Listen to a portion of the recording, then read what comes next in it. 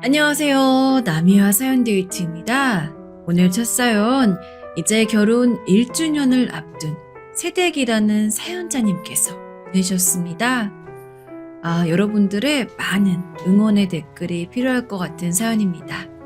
그럼 댓글 기대하면서 같이 이야기 들어볼게요.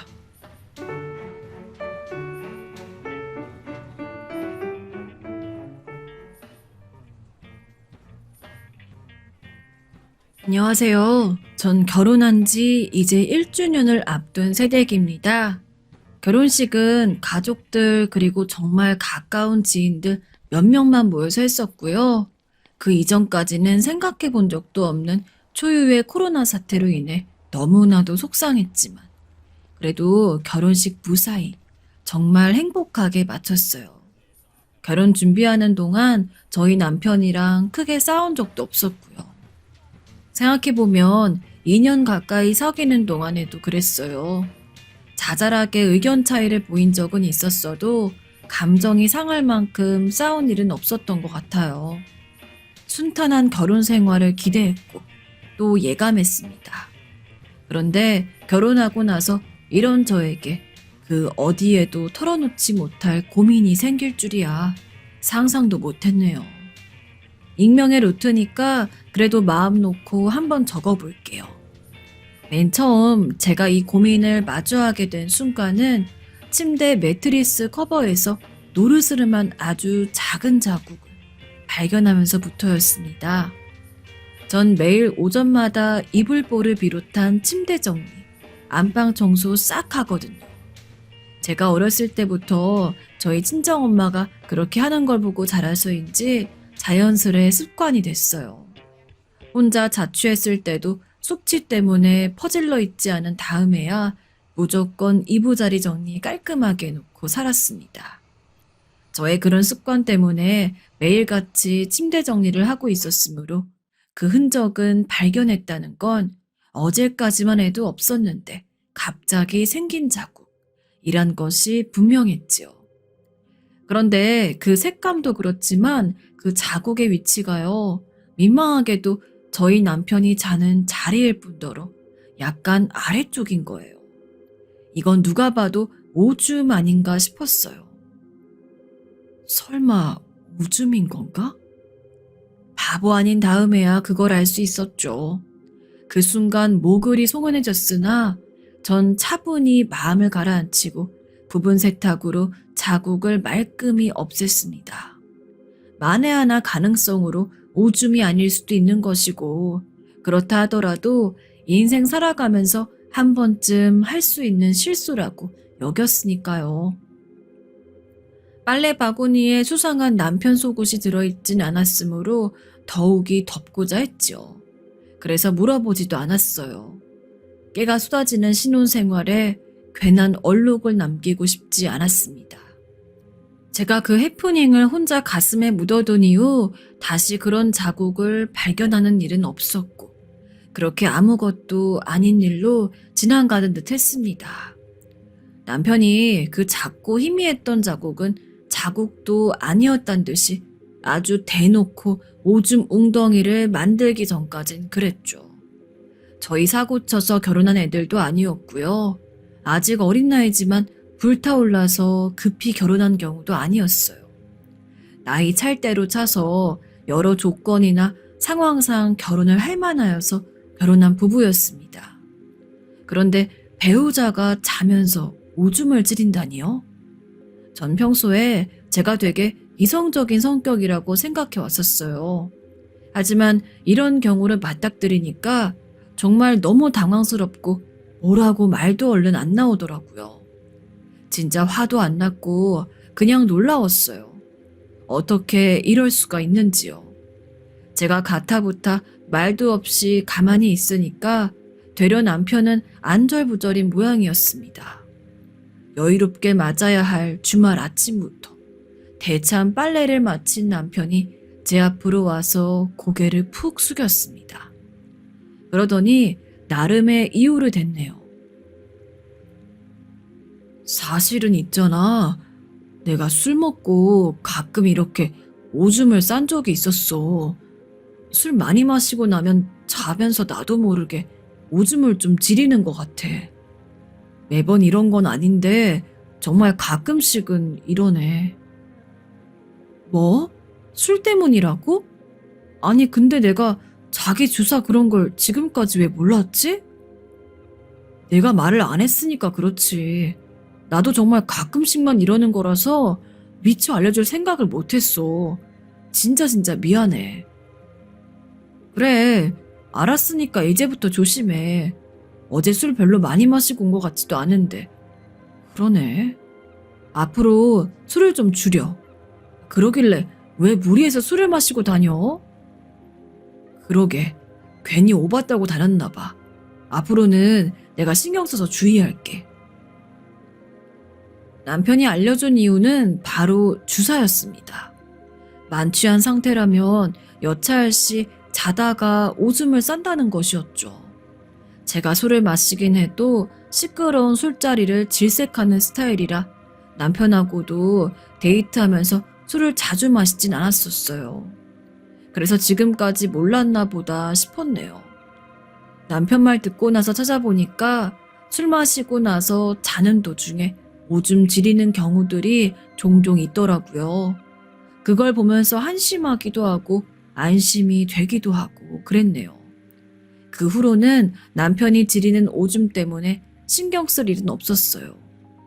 남편이 워낙 회사 일이 바쁘기도 해서 잘 시간 가까워오면 다른 거 안 하고 무조건 골아 떨어지더라고요. 한동안 그러길래 너무 바쁘게 무리하는 건 아닌가 싶었는데 하루는 남편이 내일 회사 가기 싫다면서 침울해하는 거예요. 안색이 안 좋길래 왜 그러냐고 캐물었습니다. 근데 그럴 만한 이유가 있었던 거지요.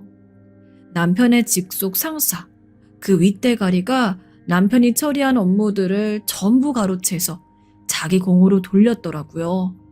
그러면서 그 과정 속에 남편은 쏙 빼놓았고요. 아주 치사하고 비열한 악질이었습니다. 하지만 이게 공식적으로 어떻게 따지기는 어려운 상황이었어요. 저도 그 상사놈 일찍이 알고 있어서 싫어하고 있었네요. 주말에 남편한테 전화 몇 번 한 적이 있어서 아주 안 좋게 보고 있었는데 기어이 큰 건을 터뜨려 주신 거죠. 속으로 혼자 고민하고 끌어안는 성격인 남편이 저한테 하소연할 정도면 그간 얼마나 힘들었을까. 가늠이 되지 않아서 정말 속상했습니다. 무거운 발걸음으로 출근하는 남편을 배웅하면서 힘내라고 한마디라도 더 해줬어요. 전 재택근무로 일감 들어오면 그때마다 일을 하는데요. 외주홀에 들어온 게 있어서 신중하게 살펴보다가 계약서까지 쓰고 나니까 머리가 좀 띵하더라고요. 그래서 아직 시계를 보니 저녁 준비 전까지 시간도 있겠다. 남편 옷방 정리에 들어갔어요. 저는 정리정돈을 하면 심신의 안정이 되거든요. 남편 구역도 정리 좀 해주자 싶었죠. 행거랑 서랍장 먼저 보고 남편의 옷장을 봤는데 깊숙한 데다가 뭘 넣어놨더라고요. 뭔가 비닐 같은 게 보여서 끄집어 꺼내봤죠. 전 순간적으로 생리대인가? 내 건가? 이렇게 생각을 했습니다. 왜냐하면 남편이 옷장 깊숙이 숨겨놓은 물건의 정체는 바로 기저귀였기 때문입니다. 뭐야? 이거 진짜 세상에 이게 뭐야? 성인용 기저귀를 보면서 중얼거리는데 그만 눈물이 핑 돌고 말았습니다. 뜯어져 있었고 몇 개를 이미 썼더라고요. 남편이 한동안 계속 피곤하다 했었어요. 회사에서 힘든 일도 있었으니까요. 그래서 결혼하고 나서 처음으로 부부관계를 거의 한 달 가까이 안 하느라 남편이 기저귀를 사용한 것을 몰랐던 것 같아요. 쓰레기 버리고 오는 담당도 남편이거든요. 남편이 저보다 먼저 일어나고 씻고 준비를 다 해갈 때쯤에야 전 일어나서 간단한 아침을 준비하기 때문에 밤새 기저귀를 찾다고 해도 언제 빼는지 몰랐을 거란 추론이 되었어요. 남편 아침으로는 우유랑 바나나 갈아서 스콘이나 통밀빵 한 조각 챙겨주는 게 제가 하는 일의 전부였습니다. 어떻게 이런 무심한 아내가 있냐며 스스로 죄책감이 들었습니다. 혹시 기저귀 그대로 찬 채로 회사에 출근하는 건 아닐까? 이런 의심이 드니까 더욱 괴로웠어요. 집에서는 처리하기 곤란하니까 회사에 가서 갈무리하고 있었을 것 같더라고요. 그때 너무 쏘아붙였나? 주사가 쉽게 안 꽂아질 수 있는 것이고 많이 피곤하면 그럴 수 있는 건데 자다가 오줌 지린다고 사람을 너무 우습게 만든 건가? 기저귀까지 준비한 것을 보니까 너무 미안했어요. 이건 아니다 싶었어요. 저 혼자 고민을 하다가 남편에게 말했습니다. 기저귀 봤다는 얘기는 결코 안 했고요. 자기야, 저번에 자기 자다가 오줌 쌌다고 내가 심하게 윽박질렀던 것 같아서 미안해.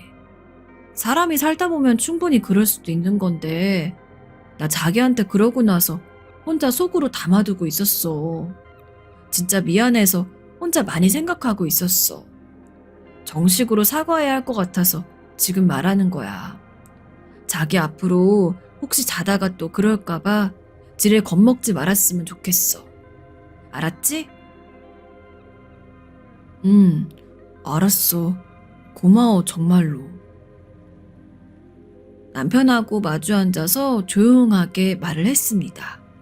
그랬더니 남편이 고맙다고 하면서 제 손을 꼭 잡아주더라고요. 정말 감동받은 눈빛이었어요. 다 큰 성인이 차라리 신체 노화로 문제를 겪고 있는 노인이면 모를까 정정한 남자가 돼서 기저귀를 사고 또 자면서 차려고 하니 얼마나 자괴감이 들었겠어요. 남편이 저보다 항상 먼저 일어나기도 하지만 먼저 자기도 해요. 전 신혼이다 보니까 부부관계 끝나고 여러 대화도 즐겁게 나누고 싶은데 남편은 졸려서 눈 뒤집어지고 저 얘기하는 도중에 꿈나라 먼저 출발하거든요. 이렇습니다. 이런 마당이니까 그 기저귀찰 계산을 한다면 행복한 신혼의 밤도 제대로 보낼 수가 없었던 거예요.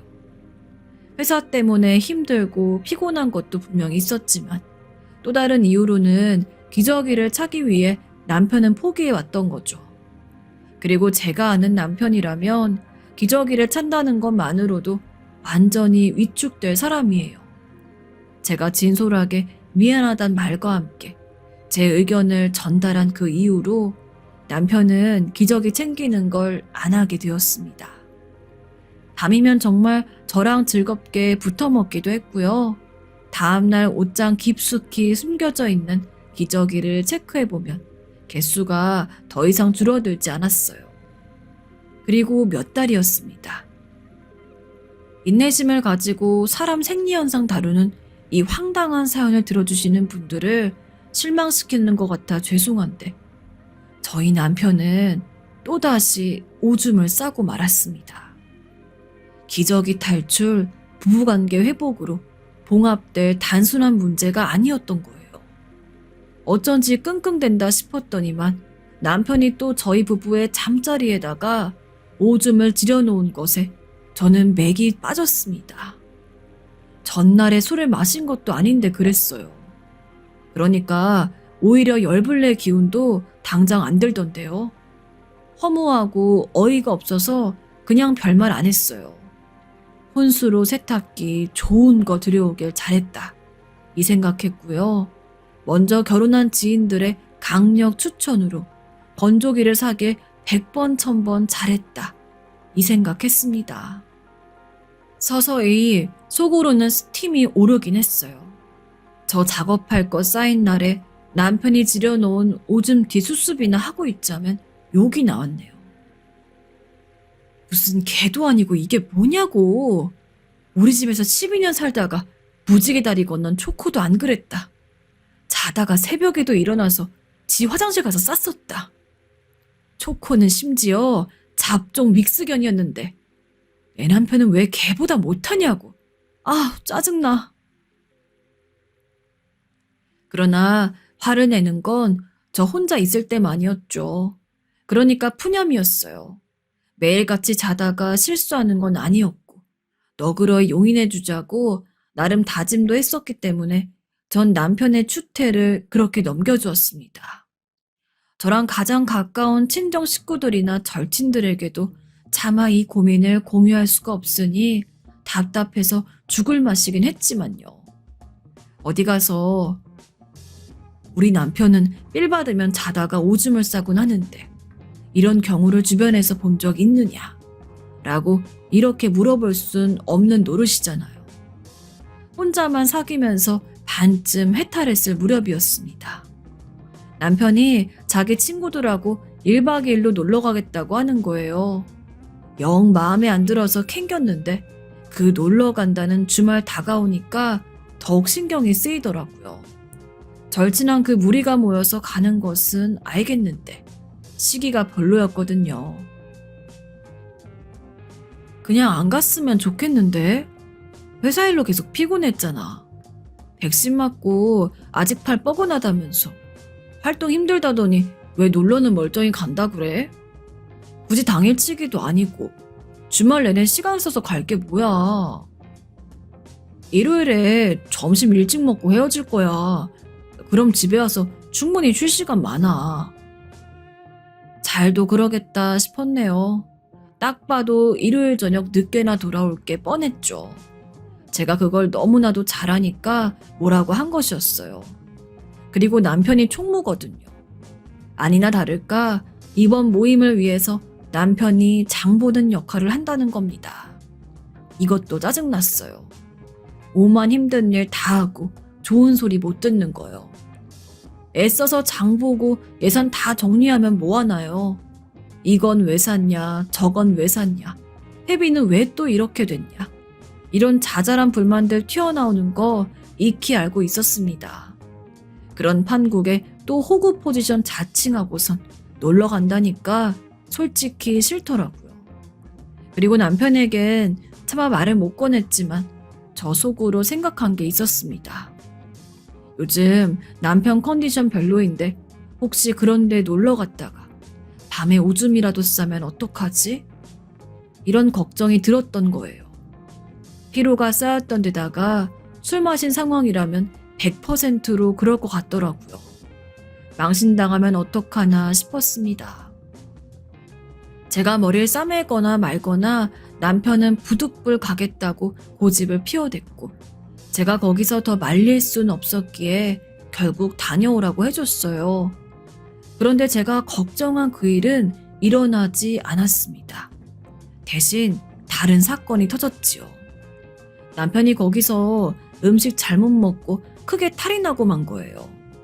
친구들 중 하나가 인터넷 신선 배송으로 고기를 시켰다면서 그걸 가져왔는데 아주 미쳤는지 그 고기들을 전부 생으로 먹었다네요. 상남자는 무조건 직진이란 명목하에 모두가 신나게 그걸 생고기로 즐겼다고 합니다. 아 진짜 이런 부분에서 돌겠어요. 지금보다 나이가 더 들어도 남자들은 이럴까요? 왜 이렇게 막무가내로 애 같은지 모르겠네요. 집에 돌아오는 길에 속이 탈나니까 도저히 안 되겠어서 병원에 갔더라고요. 주말에 갈 때도 마땅치 않으니 큰 병원 응급실에 가서 수액 맞는 동안 저에게 이실직고를 한 거예요. 자기 왜 이렇게 늦어? 출발은 아까 해놓고선 내비 잘못 찍고 부산이라도 내려간 거야? 아니 그게 아니라 나 지금 병원에 있어. 뭐라고? 왜? 어쩌다가? 자기 다쳤어? 교통사고 났어? 아니 그게 아니라 그 생고기 잘못 먹고 탈이 났나 봐. 저 그때 전화하면서 청소기 분해 청소하고 있던 중이었어요. 분리해서 사이사이에 낀 먼지 제거하고 있었는데 남편 말 듣고 열받아서 그걸 거실 바닥에 내려치고 말았습니다. 센서가 맛이 가서 서비스 센터 출동해야만 했었네요. 아휴, 하지만 어떡하나요? 인터넷 곡이 어쩌고 들은 순간부터 꼭지가 돌아버리는 것을요. 전문점 육회도 아니고 그걸 생으로 왜 먹냐고 진짜. 제정신들이야? 고기는 익혀 먹으라고 있는 건데. 그건 여보야가 몰라서 하는 말이야. 서울 토박이니까 알 리가 있나. 원래 뭉치기는 생고기로 먹는 거야.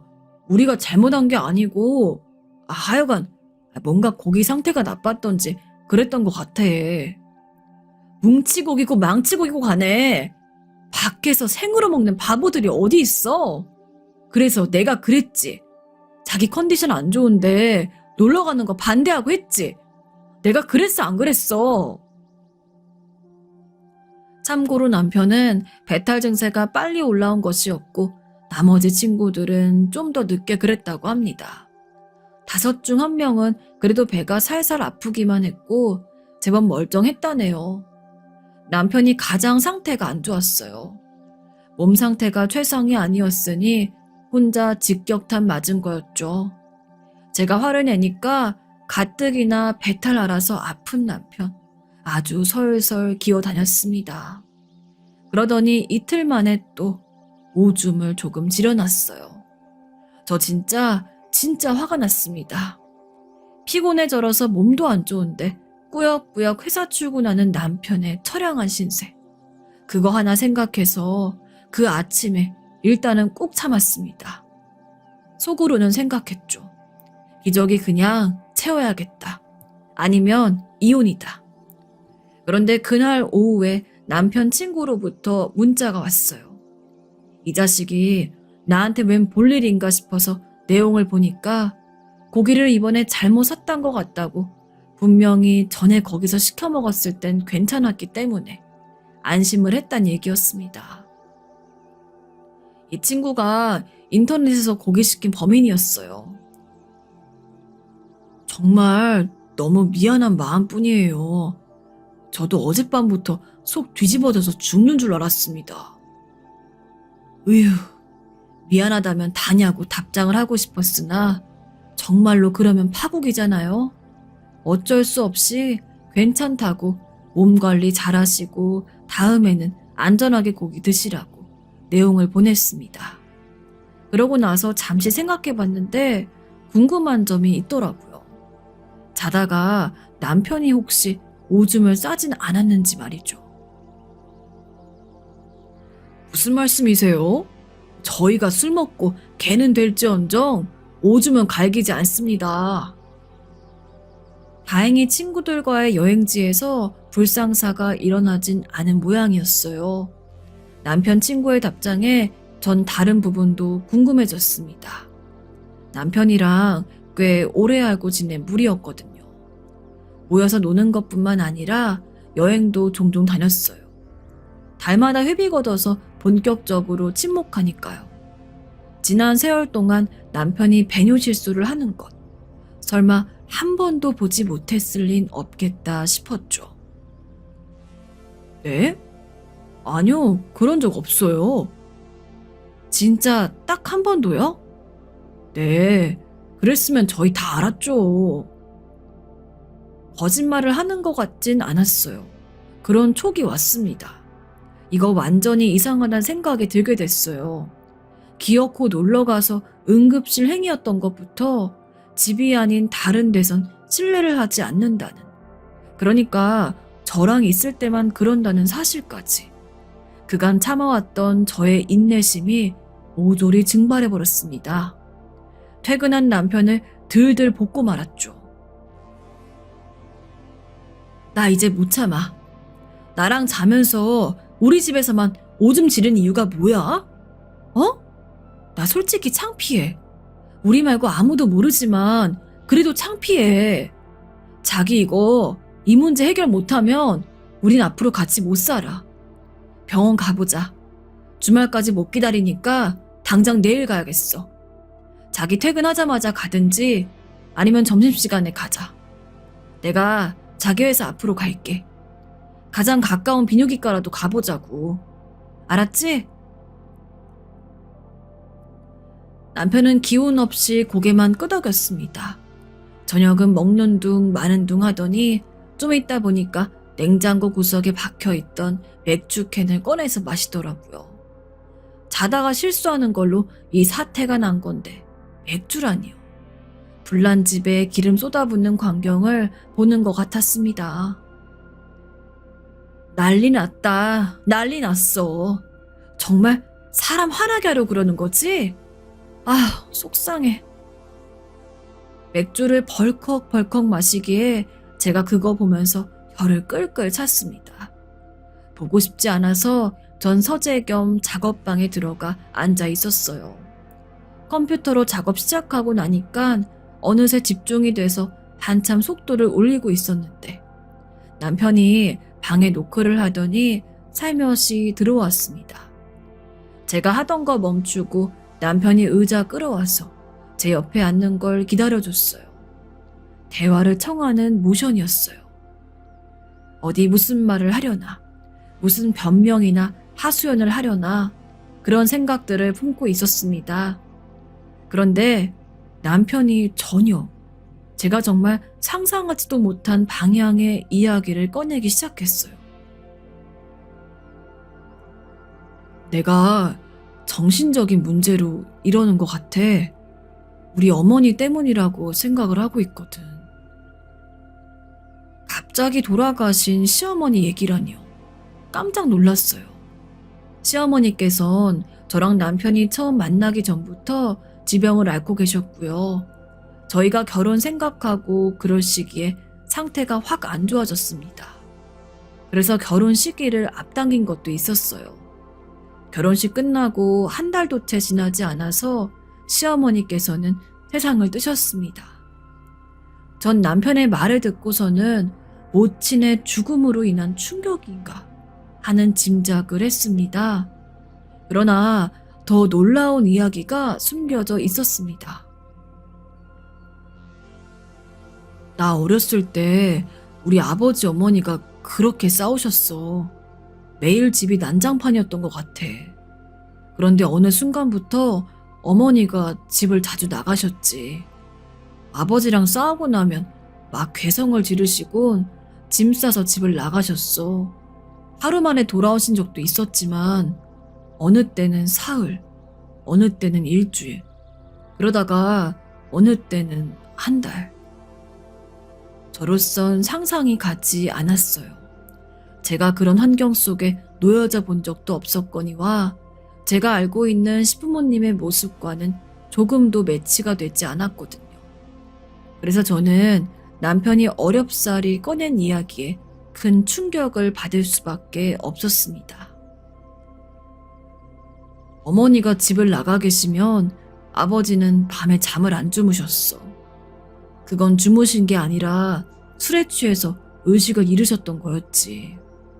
물건을 있는 대로 집어던지고 시끄럽다고 항의온 이웃 사람들한테 주먹 휘두르고 경찰이 찾아오고.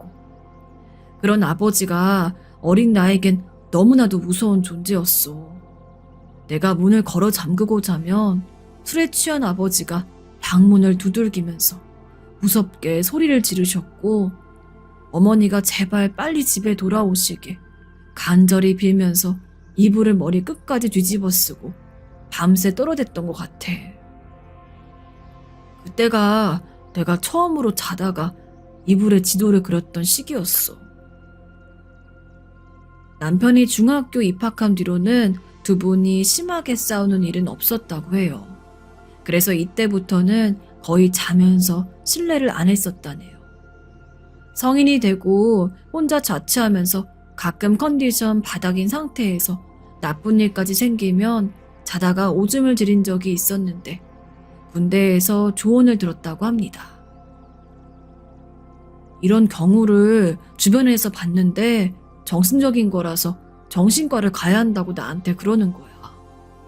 정신과? 정신병원? 이렇게 생각하니까 덜컥 겁이 나고 혹시 정신병자로 낙인 찍히는 건 아닐까 두려웠어.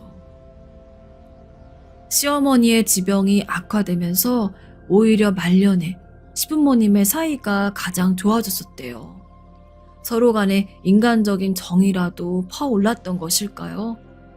그래서 저는 그런 두 분의 모습만 알고 있었던 겁니다.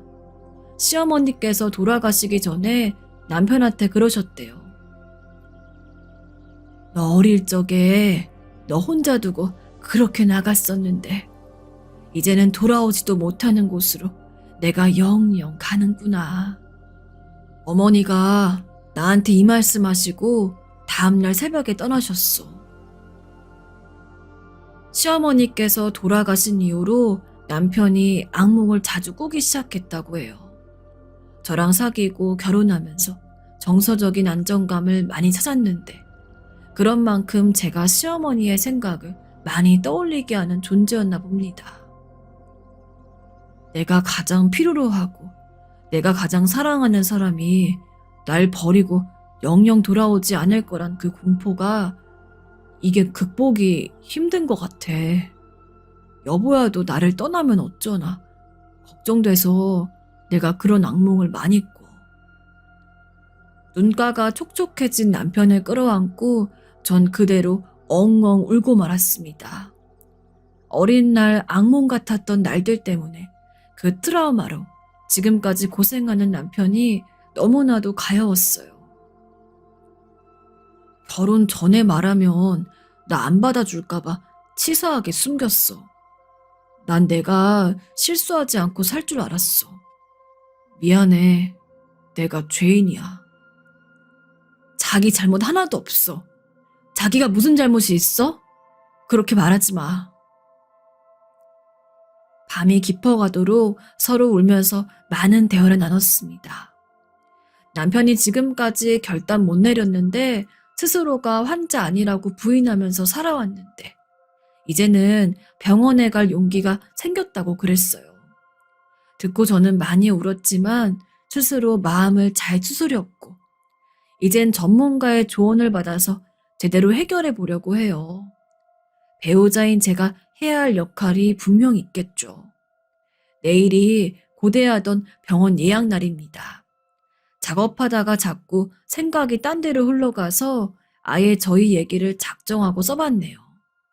남편이 힘들게 지고 있던 오래된 굴레. 이제 벗어 던지게 해줘야 할 생각에 저도 마음을 애써 기쁘게 가지려고 노력하고 있답니다. 저희 남편 잘 극복할 수 있도록 여러분들의 많은 응원의 댓글 부탁드릴게요. 그럼 저희 부부에게 많은 힘이 될 것 같습니다. 지금까지 들어주셔서 감사하고 좋은 하루 보내시길 바랄게요. 네, 이제 두 번째 사연입니다. 두 번째 사연 50대에 가까운 남성분께서 다른 사람에게 털어놓기 힘든 그런 이야기를 저희 채널에 전달해 주셨습니다. 자, 그러면 귀 기울여 들어주시길 바라며 남은 두 개의 사연 모두 끝까지 들어주시길 바라겠습니다. 자, 그러면 읽어드릴게요. 안녕하세요. 전 50대에 가까운 남성입니다. 제가 감기에 잘 걸리는 편이라 요즘은 집에만 많이 있습니다. 바깥 출입을 함부로 하기도 겁이 나서 평소 취미를 붙이고 있던 아웃도어 운동들도 하지 못하는 바람에 계속 사연 유튜브를 듣고 있습니다. 그러다 보니 제 이야기도 한 번쯤 들어봐 주셨으면 좋겠다는 생각이 들어서 이렇게 써보려고 합니다. 저는 지방 소도시에서 태어나고 자랐습니다. 당시 저희 집은 아버지와 어머니 밑에 저와 제 동생이 있었죠. 동생과 저는 3살 차이였는데 우애가 상당히 좋은 편이었습니다. 아버지는 회사에 다니셨고 어머니는 가정주부셨고요. 아버지는 중소기업에 다니셨는데 그리 벌이가 좋진 못하셨습니다. 그래도 지방 소도시에서 저희 네 가족이 소박하게 살기에 그리 모자란 편은 아니었지요. 당시에는 저희가 학교에 가더라도 지금 아이들처럼 학원을 엄청나게 다니거나 과외를 하는 것이 당연하다고 여겨지진 않았으니까요. 친구들의 이야기를 들어보면 그때쯤에도 서울에서는 당연히 학원이나 과외를 했다고 하던데 저희 동네에서는 그렇지가 않았습니다. 그러니 다행히도 시원찮은 월급으로도 아이들을 기르기가 그리 힘들지가 않았던 거였죠. 어머니도 그 당시에는 행복하게 지내셨습니다. 퇴근해서 들어오는 남편의 옷을 받아주고, 식탁을 차리면 식구들이 와서 서로 대화를 하며 먹고, 그런 것들이 소소한 행복이었으니까요. 저희도 당연히 든든한 아버지와 다정한 어머니 밑에서 행복하게 잘 자라났습니다. 아이들에게 그 이상으로 필요한 것은 사실 없지 않습니까? 그런데 우리 식구 중 단 한 명, 아버지만은 그 생활이 그리 마음에 차지 않으셨던 것 같습니다. 아버지는 중소기업에서 비전이 없다고 판단하셨고, 여기에서 좀 더 벌어야 우리 가족들의 생활이 필 수 있다고 생각하셨죠. 그러던 어느 날 밤, 안방에서 어머니와 아버지 목소리가 높아졌습니다. 회사를 그만두다뇨, 여보. 퇴직금 받았어. 걱정하지 마. 내가 사업해서 보란듯이 잘 나갈 거니까. 그렇잖아도 친구가 좋은 아이템을 들고 있단 말이야. 아버진 자신감 넘치는 목소리로 말씀하셨습니다. 하지만 어머니는 걱정으로 가득한 목소리셨지요. 하지만 아직 애들도 어린데 그러다가 실패하면 어쩌려고요. 실패 안 해. 실패를 왜 해? 내가 그렇게밖에 안 보여? 당신이 걱정하는 일 같은 거 안 일어나. 걱정하지 마. 내 동창 친구, 걔가 이 분야 아주 잘 알아. 아버지는 어머니의 걱정을 쓸데없는 것으로 치부했습니다. 이렇게 벌어서는 애들 대학 보내기도 힘들어. 구질구질하게 살고 싶지 않아. 아버지의 사업 결심에 대해 어머니는 걱정이 한가득이었습니다. 그리고 당연하게도 그 걱정은 현실화가 되었지요. 아버진 평생 중소기업 직원으로만 살아온 분이었습니다. 당연히 사업에 대해서 별다르게 아시는 바도 없었고 그저 욕심만 앞서는 상황이었어요. 동창 친구의 꿰매 넘어가 투자를 했는데 결과는 실패였습니다. 아버진 매달 들어오는 월급도 없는 상황에서 그나마 받았던 퇴직금과 모아놓았던 저축마저 완전히 날리셨습니다. 어머니는 완전히 당황하셨습니다. 결혼 후 믿으며 살아온 남편이 이렇게 갑작스럽게 사업에 뛰어들어 실패하고 간신히 한 칸 마련한 집마저 넘어갈 위기에 처했으니까요. 아버지는 친구마저 돈을 횡령하고 달아났다는 사실을 깨닫고 술을 드시기 시작했지요. 그전까진 백해무익하다고 하셨던 술을 그때부턴 주구장창 달고 사셨습니다. 그리고 술을 마시면 소리를 지르거나 물건을 집어던지며 주사를 부리셨어요. 어머니는 아버지가 일을 하지도 않고 술만 드시자 어머니 본인이라도 일을 하셔야겠다고 생각했는지 저희를 집에 두고서 동네 식당에 나가셨습니다. 멀쩡했던 가정주부가 갑자기 나가서 험한 일을 하려니 부끄러워 어쩔 줄 몰라 하셨지만 그때는 수가 없었던 것 같습니다. 어린 저희가 있으니까요. 그러나 어머니가 식당을 나가시게 된 지 얼마 지나지 않아서 불행히도 교통사고가 나고 마셨습니다. 아직도 생각하면 너무 참혹하고 그러네요. 식당에 나가시던 어머니가 가는 길에 뺑소니를 당하셨고 그 자리에서 돌아가셨다고 해요. 응급실로 옮길 만한 여유도 없었습니다. 아버지는 그 소식을 듣고 허겁지겁 어머니를 쫓아서 병원에 가셨지만 결국엔 늦어버렸고 절망한 나머지 저희를 두고 어딘가로 사라졌습니다. 행방불명이 되어서 어디로 가셨는지 알 수도 없었습니다. 저희는 그래서 고아원에 가게 되었어요. 아무도 우리를 맡아줄 사람이 없었으니까요. 그때 당시 저희가 아직 어렸습니다. 저는 중3, 동생은 초등학교 6학년. 어렸지만 그래도 제가 형이라서 동생을 많이 챙겼습니다. 동생은 아직 초등학생이라서 정확하게 아버지가 왜 그렇게 고통을 받으셨고 어머니도 왜 그렇게 힘드셨는지 몰랐어요.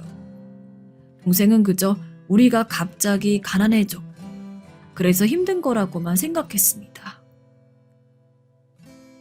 형, 우리 가난해서 이렇게 된 거지? 엄마 돌아가신 것도 아버지 사라진 것도 그런 거 아니야. 나중에 아주 나중에 형이 따로 이야기해 줄게. 지금은 생각하지 마. 전 동생이 너무 심적으로 고통받지 않기를 바래서 부모님에 대한 정확한 이야기는 나중에 해주려고 했습니다. 그저 아버지의 친구가 사기를 쳐서 그런 거라고만 알려주었지요. 우린 고아원에서도 서로 의지하면서 지내서 그래도 별다른 사고 없이 무사히 커나갈 수가 있었어요. 전 먼저 고등학교를 졸업해서 취업을 했고 돈을 열심히 벌었습니다. 공장에서 일을 하면서도 대학에 진학해서 떵떵거리고 살 동생을 생각하면 피로가 쌓이지 않는 것처럼 느껴졌지요. 성인이 되면서 고아원에서 나와 살면서 간혹 동생을 보러 갔는데 그때마다 동생은 세상에 믿을 사람이 저밖에 없다는 것처럼 뛰어나와서 눈물이 글썽거리는 눈으로 저를 봤습니다. 그때마다 얼마나 가슴이 아프던지요. 공부 열심히 해.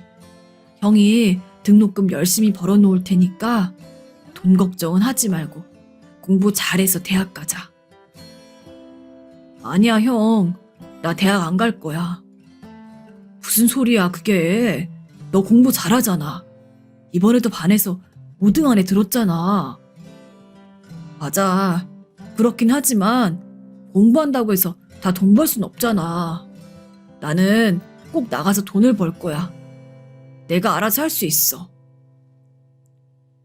동생은 확고하게 그렇게 말을 하고는 했습니다. 모든 행복이 돈에 달려있다고 믿는 것만 같았죠. 동생의 그러한 말과 행동이 전 너무 가슴이 아팠는데 과거의 상처가 그대로 보이는 것 같았어요.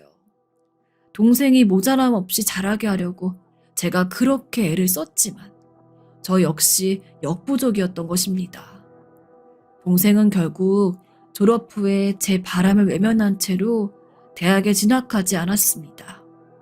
공부를 정말 잘 해주었는데도 그랬죠.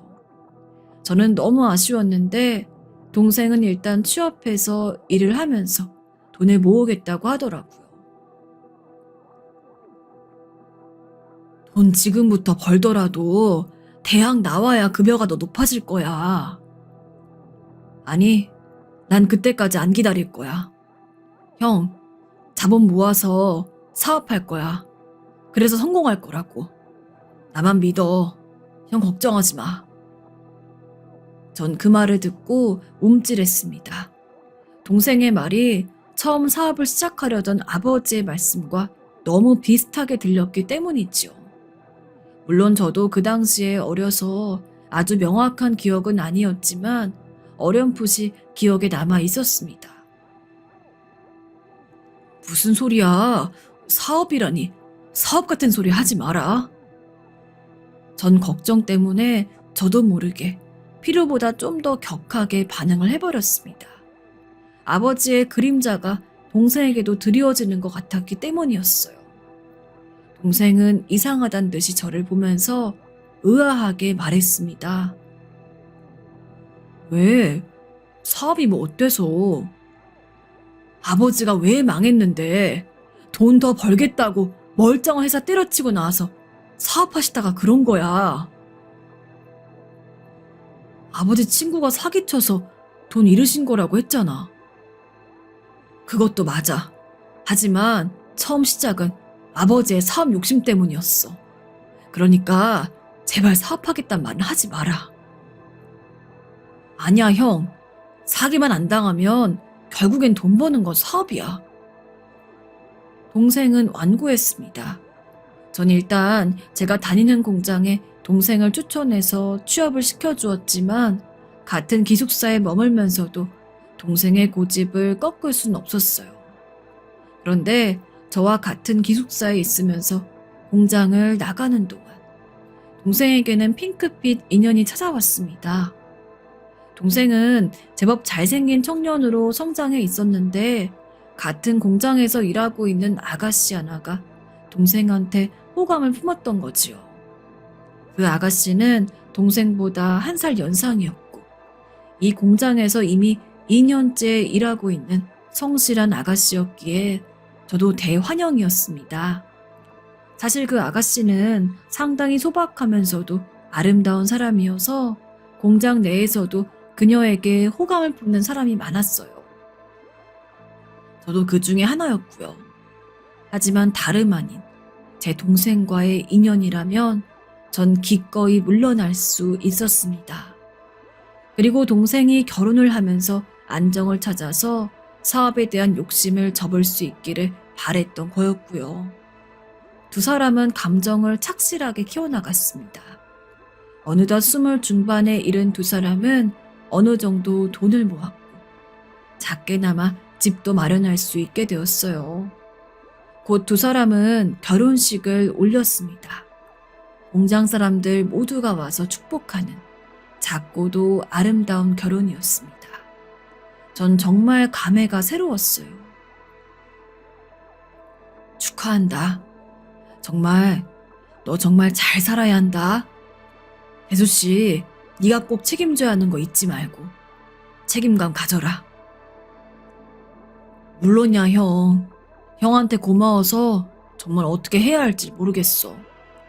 여태까지 형이 없었다면 난 살아남지도 못했을 거야. 감사해요, 아주버님. 이해한테 얘기 들어서 아주버님이 얼마나 많이 도와주셨는지 알아요. 힘이 돼주셔서 감사합니다. 잘 차려입은 두 사람은 눈물을 머금고 제게 인사를 했습니다. 대수씨 역시 부모님이 안 계셨기 때문에 제가 두 사람의 어른이나 다름없는 상황이었죠.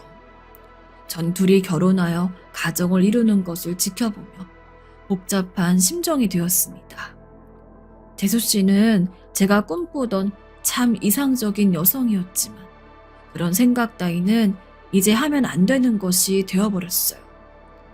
대수씨는 아이를 둘이나 낳았습니다. 아들과 딸, 동생과 재수씨를 꼭 닮은 두 아이여서 전 조카들도 정말 많이 예뻐했습니다. 조카들이 태어날 즈음에는 제가 30이 좀 넘어 있어서 공장에서 일한 지 오래되었기에 자리도 잡았고 능력도 인정받아서 관리자로 승진도 한 상태였어요. 그만큼 급여도 많이 받았고 안정된 상황이기도 했습니다. 하지만 저는 영 결혼할 마음이 들질 않았습니다. 전 아무래도 가정을 이루는 게 맞지 않는 것 같았고 혼자 사는 생활도 나름대로 좋았거든요. 제가 외로우면 바로 곁에 동생네 집이 있었기에 조카들과 놀거나 동생네 부부와 저녁을 같이 먹으면 되는 일이었습니다. 굳이 결혼할 필요가 뭐가 있겠어. 그래서 저는 결혼을 하지 않은 채로 세월이 흘렀습니다. 동생은 제게 왜 결혼을 하지 않느냐며 간혹 걱정 어린 말을 하곤 했지만 그렇다고 없던 인연이 갑자기 나타나는 것은 아니었으니까요. 대수씨도 저를 걱정스럽게 바라보며 본인의 친구를 소개시켜 주거나 했지만 모두 좋은 사람들이었는데도 저와는 인연이 아니었습니다. 그러던 어느 날 동생이 30 초반이 되고 조카들이 5살이 되었을 무렵이었습니다.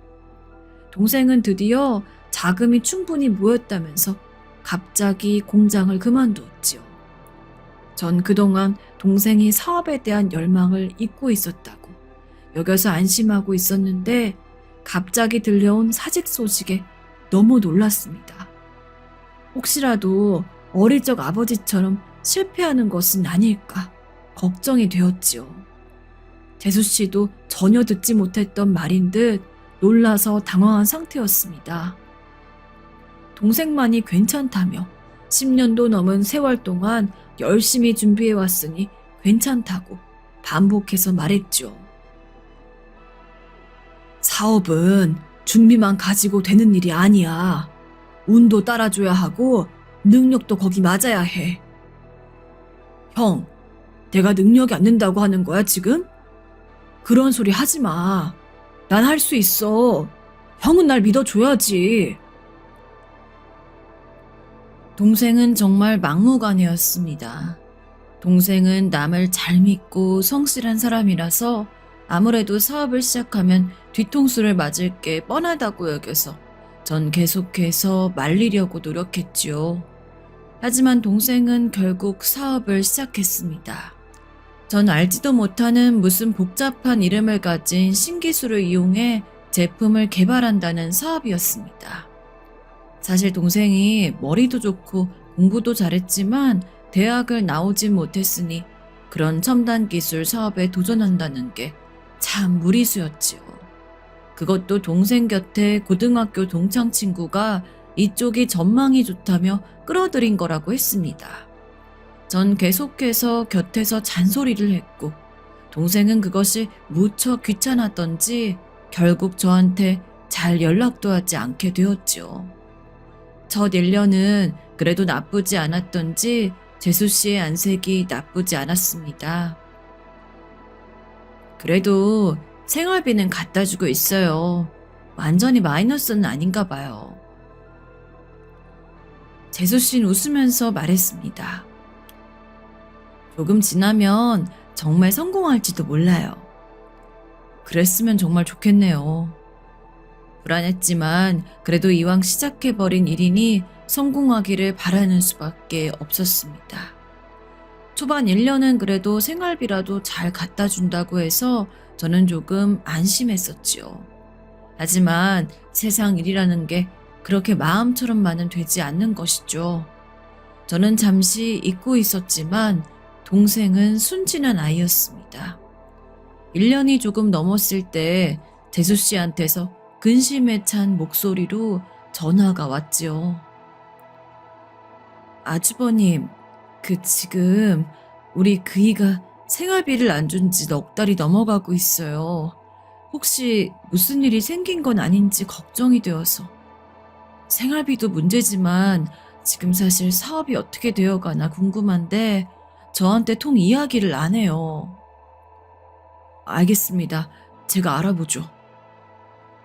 전 더러 겁이 나서 동생한테 전화를 했습니다. 하지만 전화를 받은 동생은 계속하여 별다른 문제가 없다고 말하면서 좀 기다리면 된다고만 했죠.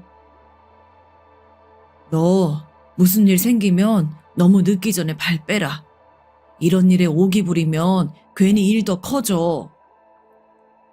그럴 일 없어, 형. 난 분명히 성공할 거야. 하지만 그 성공할 거란 말이 과거와는 다르게 악에 받쳐 있었습니다. 전 너무 걱정이 되었지만 제가 뭘 어떻게 해줄 수가 없었죠. 그렇게 또 거의 1년 가까이가 지났습니다.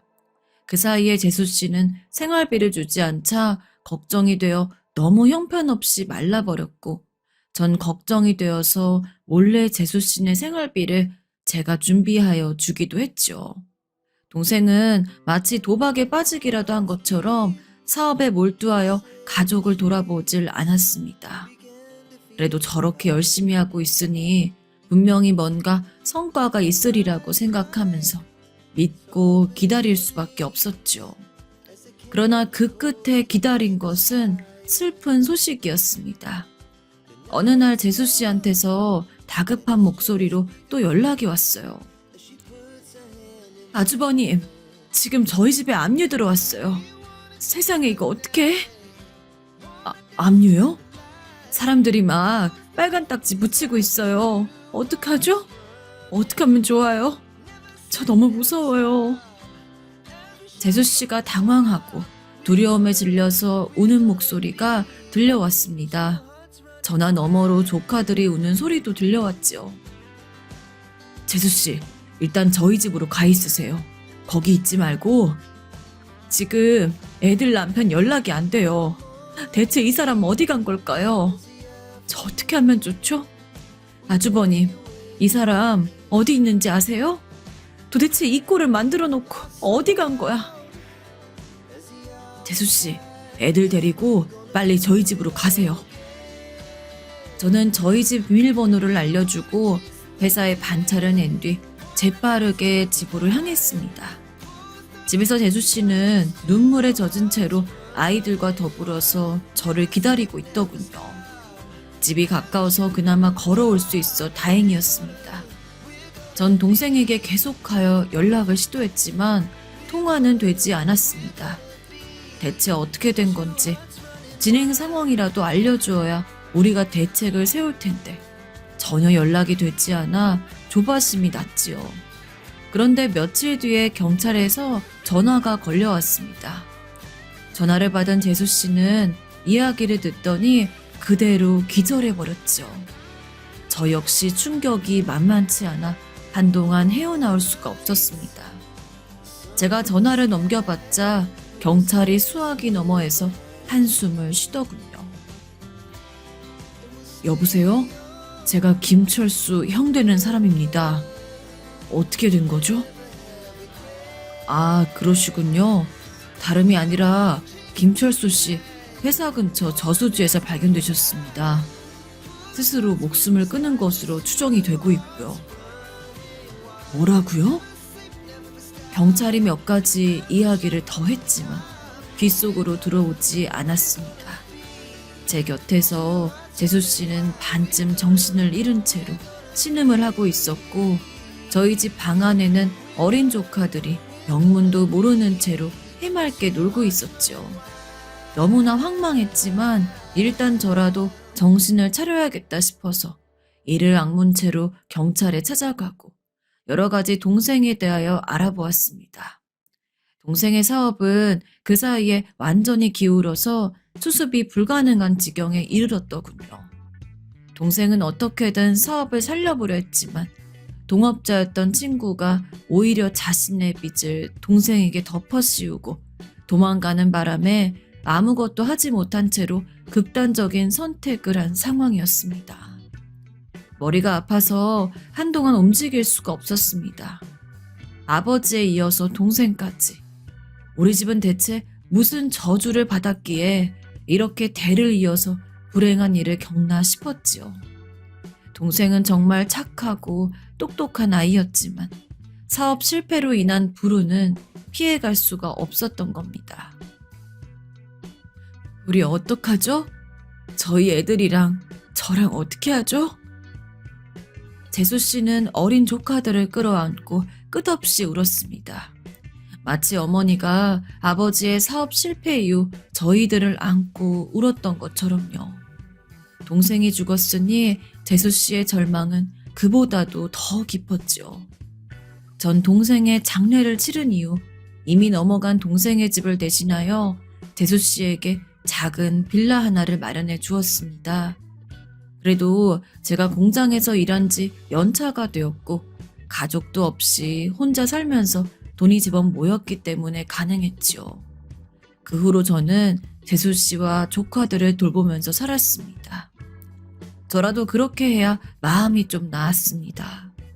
눈을 감을 때마다 가여운 내 동생, 불쌍한 내 동생, 또다시 친구라 이름 붙은 사기꾼에게 농락당하고 죽은 그 아이가 기억나고 재수 씨와 어린 조카들이 가여워서 견딜 수가 없었거든요. 전 돈을 벌면 일정 부분을 떼어내서 재수 씨에게 보내 생활비로 쓰도록 했습니다. 재수 씨는 그런 제 행동에 더할 나위 없이 고마워하면서 자주 저를 식사에 초대했습니다. 정말 저희가 너무 염치가 없어요, 아주버님께. 아이들만 아니라면 저도 이렇게 폐를 끼치지 않았을 텐데요. 아니에요, 재수씨. 먼저 간 동생 놈을 봐서라도 제가 어떻게 재수씨와 조카들을 그냥 두겠습니까? 정말 저한테 아주버님처럼 해주시는 분이 없어요. 정말 제 친오빠 같으시고 그래요. 저녁을 먹다가도 재수씨는 간혹 눈물을 찍어냈지요. 고아 신세로 커서 그나마 동생을 만나 결혼의 가정을 꾸렸던 재수 씨였기에 갑자기 남편이 죽어 얻게 된 외로움은 상상 이상으로 컸던 것 같았습니다. 전 재수 씨의 건너편에 앉아서 그녀의 외로움을 덜어주기 위해 일부러 우스갯소리도 하면서 함께 식사를 하곤 했죠. 조카들도 저희 곁에 앉아서 밥을 먹고 수다를 떠는 일에 익숙해져 갔습니다. 큰 조카가 겨우 10살, 작은 조카가 7살이었죠. 난 큰아버지가 아빠 같아요. 작은 조카가 갑자기 그러더군요. 작은 조카는 너무 어려서 자기 아버지가 떠났다는 사실을 체감하지 못하는 것 같았습니다. 작은 조카는 제 무릎에 앉아서 제가 떼어주는 과자를 먹고 있다가 갑자기 말했어요. 엄마랑 같이 살면 안 돼요? 나 큰아버지랑 같이 자고 싶은데. 그게 무슨 말이니? 재수 씨는 얼굴이 붉어져서 조카를 꾸짖었습니다. 그런 소린 하는 게 아니야. 하지만, 쉿! 작은 조카는 입을 한껏 내밀더군요. 전 하지만 그 조카의 말에 가슴이 두근거렸습니다. 정말 미친 감정인 걸 알면서도 심장이 펄떡대는 것을 막을 도리가 없더군요. 정말 제가 생각해도 불온한 감정이었습니다. 사실 저는 동생이 재수 씨와 결혼하기 전부터 재수 씨에게 호감이 있었습니다. 재수 씨와 엮인 것이 동생이 아니었다면 전 아마 먼저 다가갔을지도 모릅니다. 하지만 동생과 결혼하게 된 이후 전 마음을 접고 깨끗하게 물러났죠. 아니, 물러났다고 생각했습니다. 하지만 아니었던 모양이었습니다. 동생이 죽은 후 혼자가 된 재수 씨를 제가 보호하고 제가 손잡아주고 싶었으니까요. 하지만 말도 안 되는 소리였죠. 세상 사람들이 다들 손가락질할 일 아니겠습니까? 전 어물어물 식사를 끝내고서 집으로 돌아와서 본회에 잠을 이루지 못했습니다. 그럼에도 재수 씨에게 생활비며 집이며 지원하는 것을 멈추지 않았죠. 스스로 제 마음은 죽은 것으로 치자, 그렇게 생각했습니다. 그렇게 생각하니 재수 씨를 볼 때도 감정적인 동요가 일어나지 않았죠. 한 가정도 아니고 두 가정도 아닌 상태를 쭉 이어오면서 10여 년이 흘렀습니다. 그 사이 큰 조카는 작년 수능을 보았습니다. 작은 조카는 다음 해에 고등학교에 들어갈 나이가 되었죠. 큰 조카가 수능을 보고 와서 신나게 대학 이야기를 했습니다.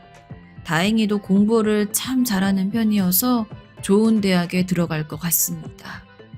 전 재수 씨와 조카 둘과 더불어 저녁을 먹으면서 말했었죠. 너 아르바이트 같은 건 할 생각 마라. 큰아버지가 얼마든지 돈이 있으니까 등록금이고 네 용돈이고 다 대줄 거야. 열심히 공부해서 취업할 생각만 해. 그게 네 아버지를 떳떳하게 만드는 길이야. 네, 감사합니다. 큰 조카는 웃으면서 저한테 감사하다고 인사를 했습니다. 이제 아이들은 제 지원을 받는 것이 아버지의 지원을 받는 것만큼이나 자연스러웠죠. 전 그것이 정말 기꺼웠습니다.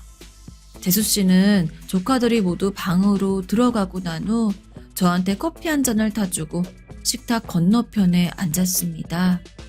새삼 감개가 무량한 듯한 얼굴이었죠. 그 곱던 아가씨는 나이와 더불어서 중년 여인이 되어 있었지만 그만큼 더 성숙하고 여전히 아름다웠습니다. 이제 큰애가 성인이 되면 곧 우리 품을 떠나겠네요. 세월 참 빨라요. 그렇죠. 재수씨, 진짜 빨라요. 새삼스런 이야기지만 아주버님 아니었다면 우리가 이렇게 안온하고 평화롭게 살 수 없었을 거예요. 정말 감사해요. 재수씨는 조용하게 웃었습니다. 공기 중을 떠도는 커피향, 고요한 밤 공기. 전 건너편에 앉은 재수 씨의 얼굴을 보면서 도리어 슬퍼졌습니다. 왜냐하면 여전히 재수 씨를 제가 사랑한다는 걸 알았기 때문이었죠. 전 재수 씨를 사랑했지만 사랑해선 안 될 사람이었고 끝까지 아마 이 마음을 숨기고 살아가게 될 것이었습니다. 앞으로도 저는 절대로 재수 씨에게 다른 마음을 드러내진 않을 겁니다.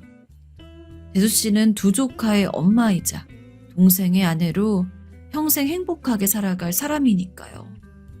혹시 다른 남자와 재혼하게 된다면 그건 역시 지원하여 보내줄 생각입니다. 부디 그저 재수 씨가 행복하기만을 바랍니다. 그게 저의 소명이라 생각하고 있습니다. 그럼 저를 처량하게 보시지 않길 바라며 사연 마치겠습니다. 제 사연은 여기까지입니다. 부디 가정 안에 평화와 화목이 가득하시길 바라겠습니다. 네, 드디어 마지막 사연입니다. 여러분들 혹시 화병 알아본 적 있으신가요? 아마 이 사연 채널 듣는 분들 중에서도 화병으로 고생하시는 분들 분명 있을 텐데요.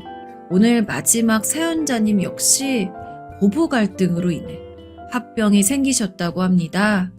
그래도 다행히 시원하게 대처를 하셨는데요. 어떤 이야기인지 궁금하시죠? 자, 그러면 같이 들어볼게요. 최근에 저는 화병이 너무 심해서 진짜 이러다가 내가 잘못될 수도 있겠다는 생각이 들어 꽤나 상담을 많이 받았어요.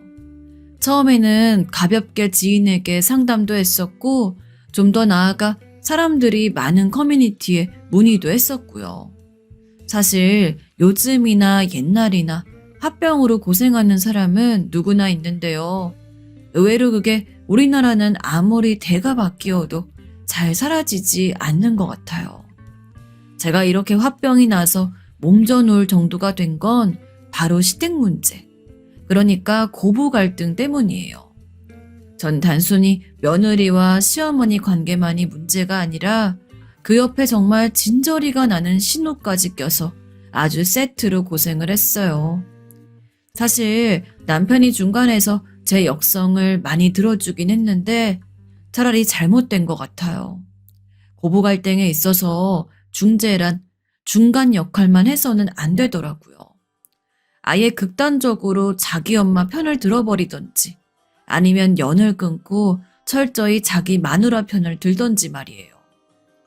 우리 남편은 여지껏 그걸 흐지부지 수년간 해와서 그런지 외려 제가 더 미련 못 버리고 버티고 있었지 뭐예요. 우리 남편 맨날 하는 소리가 이거거든요. 나는 수영이 네 편이야. 내가 결혼을 너랑 했지. 우리 엄마랑 한 게 아니잖아. 그런데 걱정할 게 뭐가 있어? 내가 다 막아줄 테니까 걱정하지 마.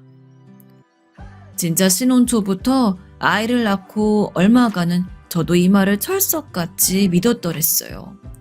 이때 아기 낳고 어머니 때문에 너무 열이 받아서 이혼한다 만다 했는데 남편이 제 편을 들긴 했거든요. 솔직히 그런 협회가 있는지 모르겠지만 전국의 시어머니 연합회의 회장님이 본다고 해도 우리 어머니 편을 들 수는 없을 것 같아요. 산후조리 해주러 온 우리 엄마에게 진짜 어마어마하게 무식한 짓을 하셨거든요. 그때 엄마의 경악한 표정을 잊을 수가 없어요. 거기 물 좀 줘봐요. 듣자 니네가 위던데. 에미한테 물어보니까 친정엄마 5, 6년생이라고 하던데. 나는 5, 4년생이요. 윗사람이니까 말 편하게 할게. 이러면서 우리 엄마한테 대뜸 동의도 구하지 않고 말을 너무 가볍게 탁 놔버리시는 거예요.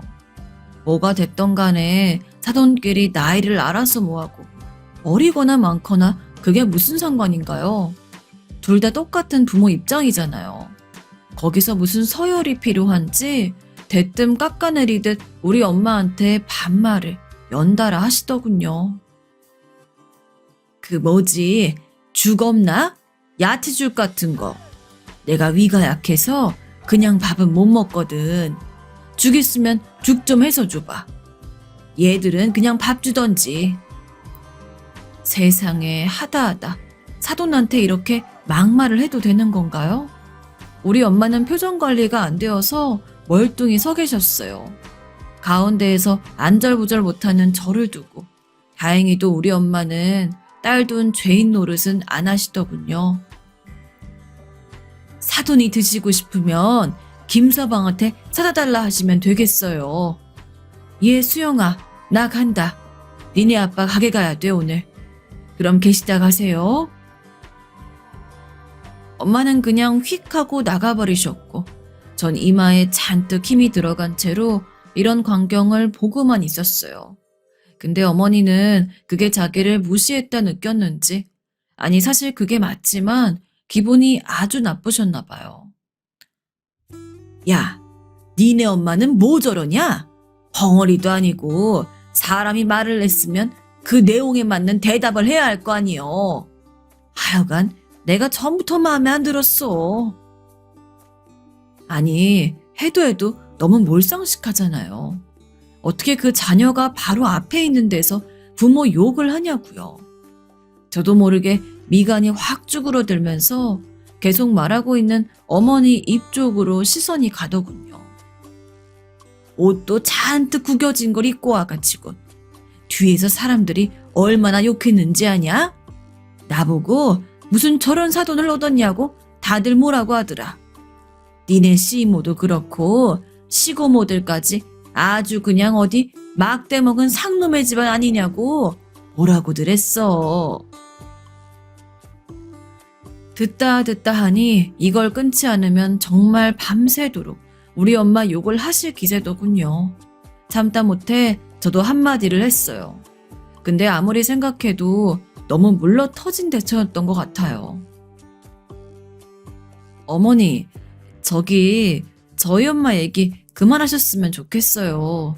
엄마 때문에 뭔가 기분이 상하셨나 본데 제가 대신 사과드릴 테니까요. 근데 그게 어머니를 더 기세 등등하게 했던가 봐요.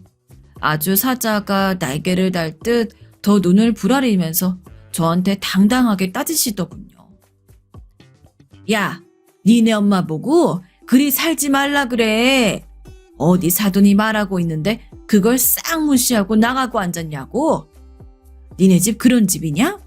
그렇게 못 베어먹은 집이냐고. 평소 너하는 꼬라지를 보니 대강 알겠다만 그래도 애미가 되었으면 자기 딸년 앞에서 똑바로 해야 될 거 아니야. 솔직히 이 정도 해먹었으면 남편이 나서지 않는 게 문제죠. 남편은 이 타이밍까지 견딜 순 없었는지 결국엔 나서서 자기 엄마한테 그만하라고 대들었고 저는 애기 재우고 좀 쉬어야 하는데 이 정신사나운 한가운데 서서 멍청히 있었어요. 아, 엄마, 말 좀 적당히 해. 장모님한테 말이 그게 뭐야? 엄마 기분만 생각해? 나는 나중에 장모님 얼굴을 어찌 보라고 그렇게 말을 함부로 해? 이건 엄마가 잘못한 거야. 그만해. 그랬더니 어머니는 실컷 남의 엄마 함부로 물어뜯을 땐 언제고 세상 수치를 혼자 다 짊어가는 사람 마냥 아주 곡소리를 하시는 거예요. 진짜 한 사람의 인간이 이렇게 싫어져 본 건 처음인 것 같아요. 야, 너 그 장모가 너를 낳았냐? 이놈 자식이 진짜 어디서 지 마누라랑 되먹지도 못한 장모 편을 들고 앉았어? 내가 아주 그냥 서러워서 못 살겠다. 너 그럴 거면 그 집 자식해라. 내가 이런 대접 받으려고 널 나 힘들게 키웠는지 알아? 정말 자식 키운 보람 하나도 없네. 그러면서 안쪽 애기 방에서 애가 깨서 크게 울던 말던 그대로 막 거침없이 현관문을 열고 나서시더라고요. 그걸 또 쫓아가는 팔푼이 같은 남편을 보면서 왜 저는 그때 아주 강력하게 이혼 생각을 못했는지 천추에 한이 되네요. 그때 다시 집으로 들어온 남편은 불을 뿜어대는 저에게 그저 잘못했다며 싹싹 빌어댔어요. 아마 성질이 나서 울며 이혼 얘기를 하는 저를 붙들고 그때는 좀 겁이 났었던 모양이에요. 솔직히 지가 봐도 자기 엄마가 잘못했으니까 말이에요. 이런 시간들이 계속 반복되고 또 이어지고 한번 찢어진 관계를 남편이 중간에서 봉합하고 계속 꿰매었어요. 이후로도 어머니는 몇 번을 제가 저 자세로 나가니 좀 무수우셨던지 이후에는 아주 야멸찬 계획을 내보이시더군요. 근데 그건 제가 목에 칼이 들어와도 못할 것 같아서 단칼에 잘라버렸어요. 안 되는 건 안 되는 것이거든요. 야, 요즘 나 혼자 자는 게 무섭다. 밤에 누가 창문을 쿵쿵 치기도 하고 옆집엔 또 도둑도 들고 그랬다더라. 여자들 둘이서만 살고 있는 집이 얼마나 겁나는지 아냐? 이럴 땐 집에 남자가 하나 있어야 하는 거야. 가족들끼리 오순도순 사는 건 최고의 복이고 말이야. 이미 너무 뻔하게 밑밥을 깔고 계시는 게 느껴져서 저는 모른 척 했어요. 그랬더니 정말 심술맞은 표정으로 일그러지시면서 진짜 믿을 수 없는 행동을 턱 해버리시더군요. 제 등짝을 아주 야멸차게 찰싹 때리시는 거예요. 야, 너 어른이 말하는데 왜 듣는 척을 안 해? 벙어리야? 시미가 말을 하고 있잖아. 눈치가 정말 얼마나 빠른지 자기가 넌지시 합가 분위기를 풍기는 걸 제가 무시했더니 그걸 금세 알아채고 저렇게 화를 내는 거예요. 당시 저도 대들었는데 이날 시댁 분위기가 정말 장난 아니었어요. 어머니, 애도 있는데 지금 뭐 하시는 거예요? 이렇게 때리시면 저 아파요. 말로 하시지. 왜 손을 대세요?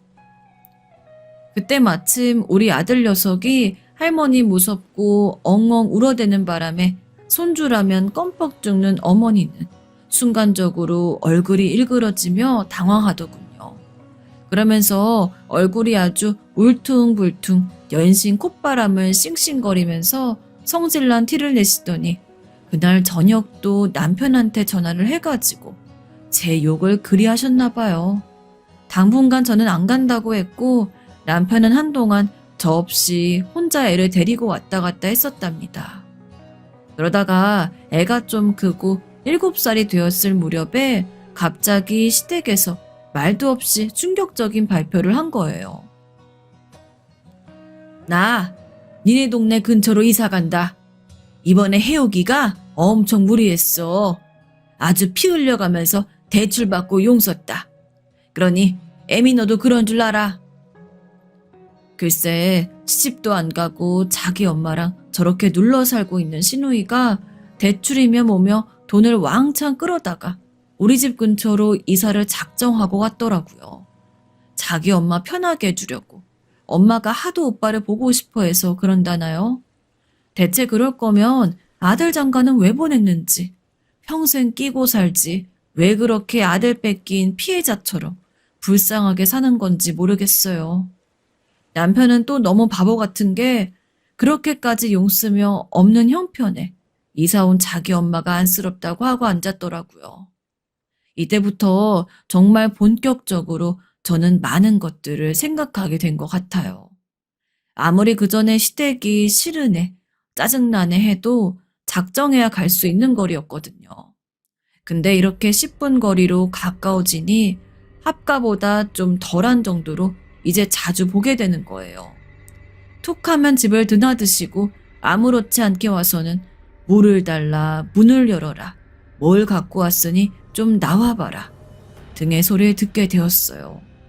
아이가 초등학교 입학하고 나니 할 일이 많아서 엄청 번잡스러워 죽겠는데 그 와중에도 어머니는 자꾸 저를 불러다가 이것저것 요구를 해대는 거예요. 야, 혜준이 데리러 갈 때 니만 가지 마고 할미 나도 데려가라. 그 녀석이 날 더 좋아하지. 맨날 보는 니가 뭐가 재밌다고 좋아하겠냐? 가까이 이사 왔는데 우리 손주 학교 다니는 것도 보게 좀 해줘야지. 이런 걸 맨날 내가 먼저 말하게 하냐 너는? 아무튼 네가 앞장서.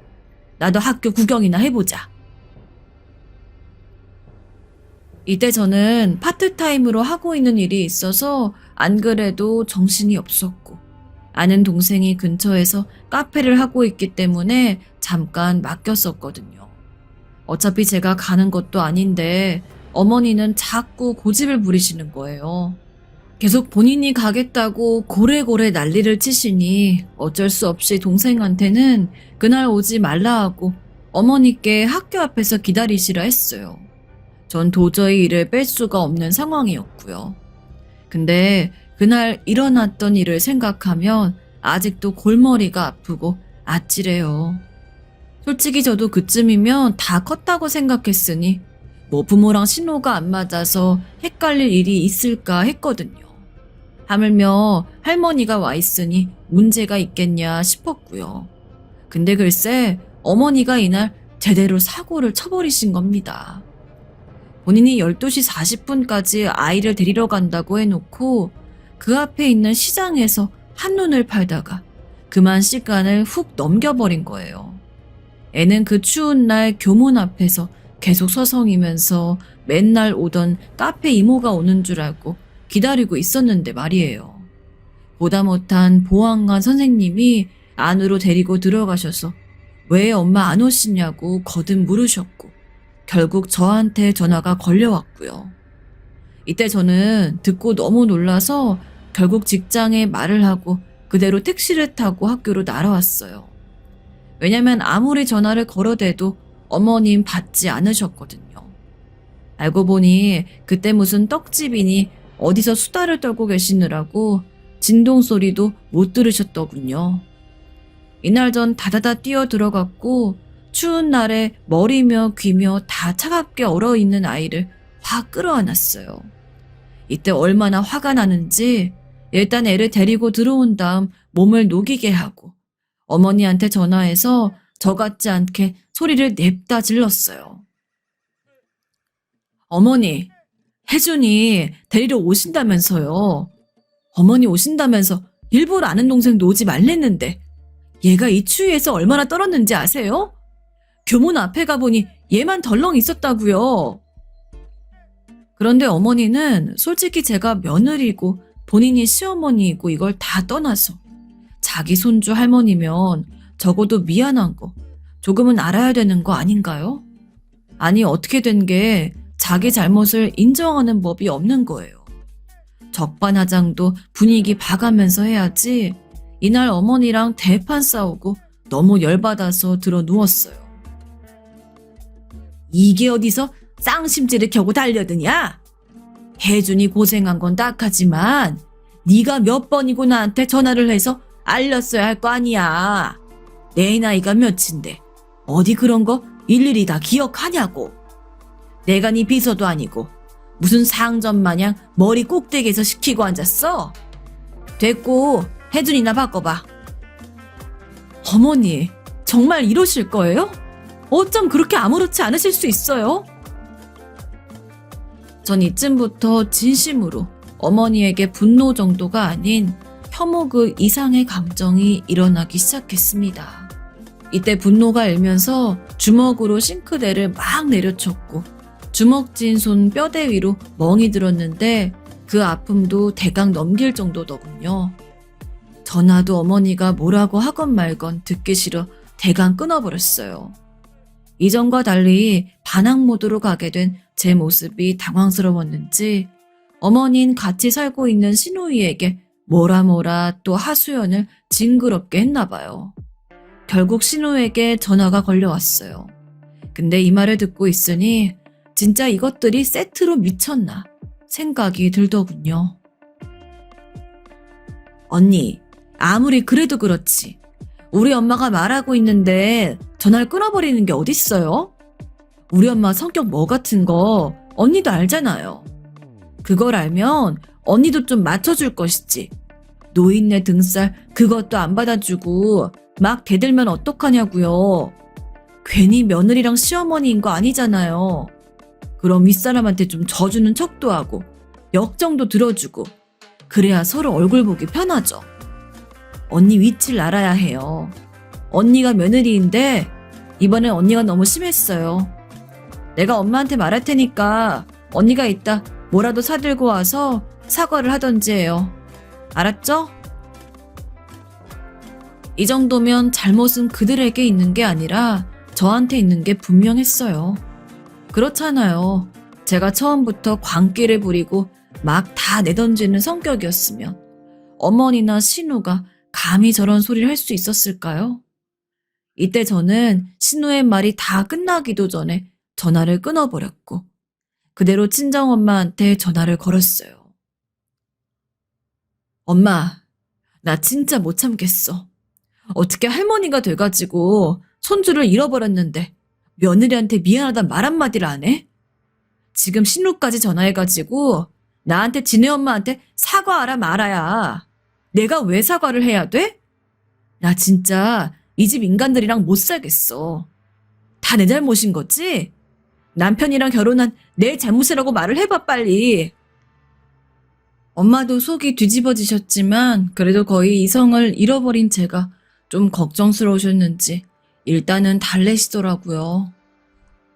아휴, 정말 그 집 사람들 왜 그런다니. 엄마도 속상하네. 그래도 조금만 참아봐라.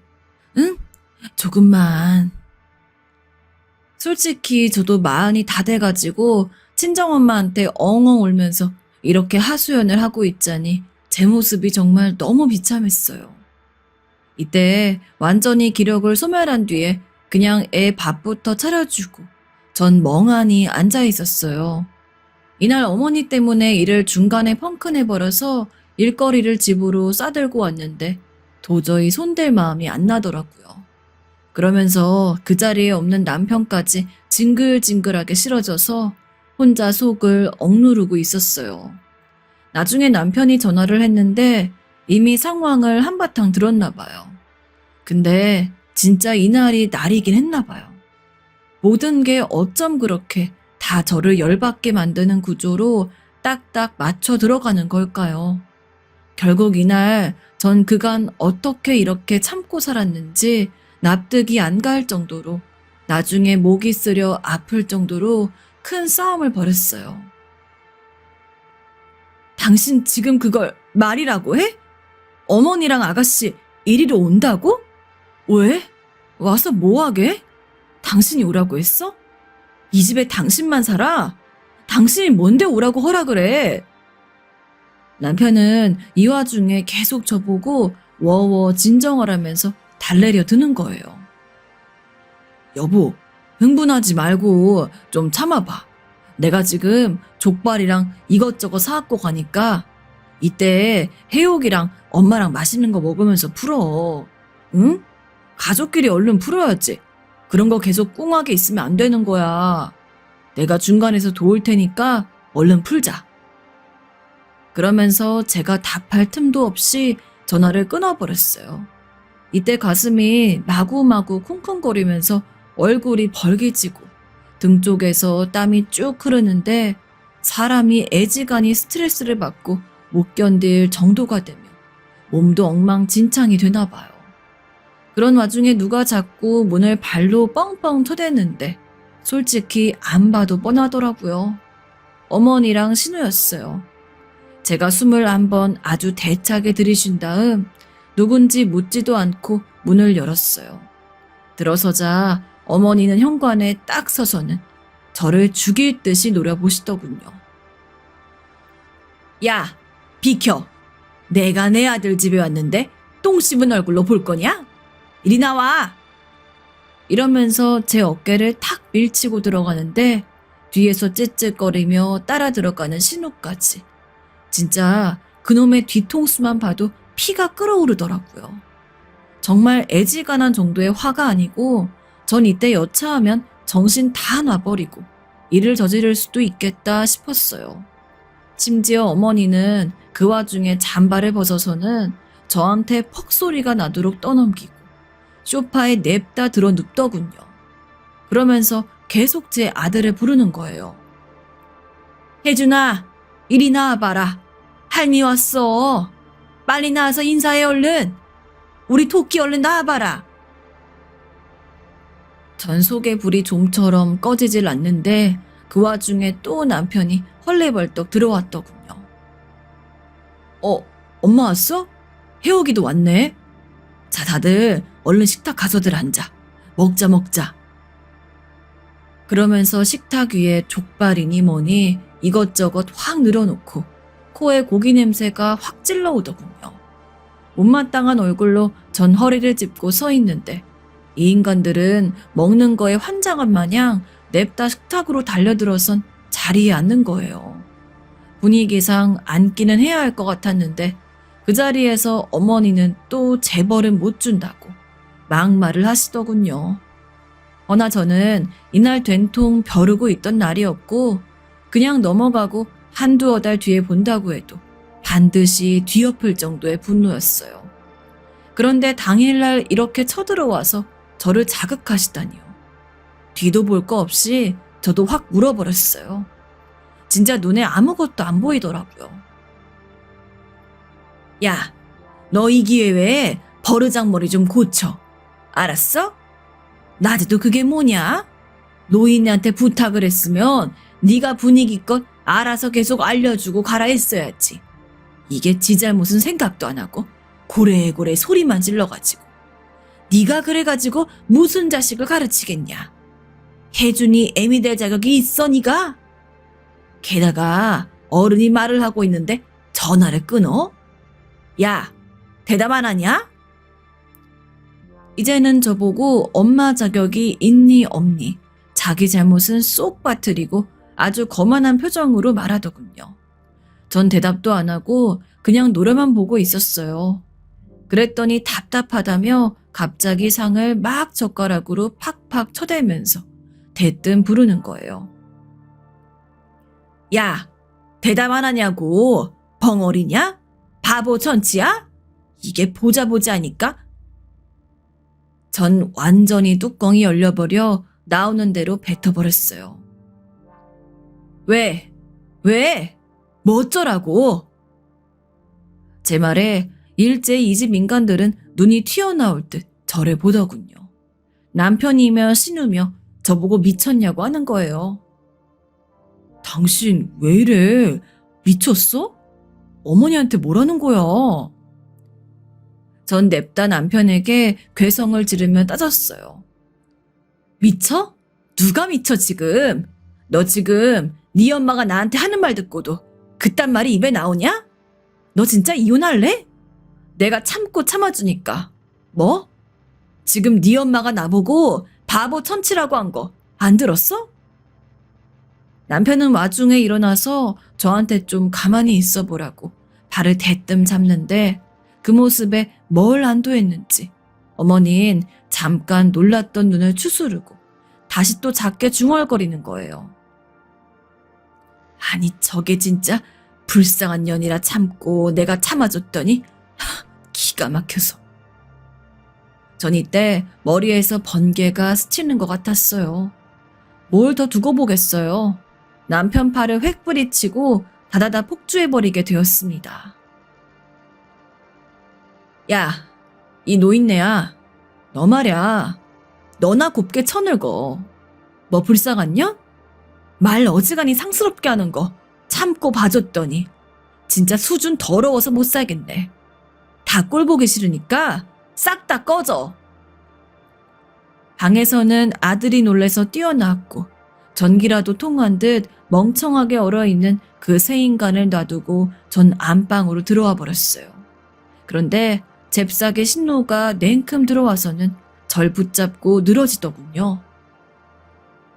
언니, 말이면 단 줄 알아요? 지금 우리 엄마한테 뭔 짓 한 줄 알아요? 사람 불러놓고 지금 이게 무슨 대접이냐고요? 전 흥분을 가라앉히고 조곤조곤 할 말을 했어요. 아가씨, 좋은 말 할 때 내 몸에 손대지 말아요. 그냥 가세요. 알았죠?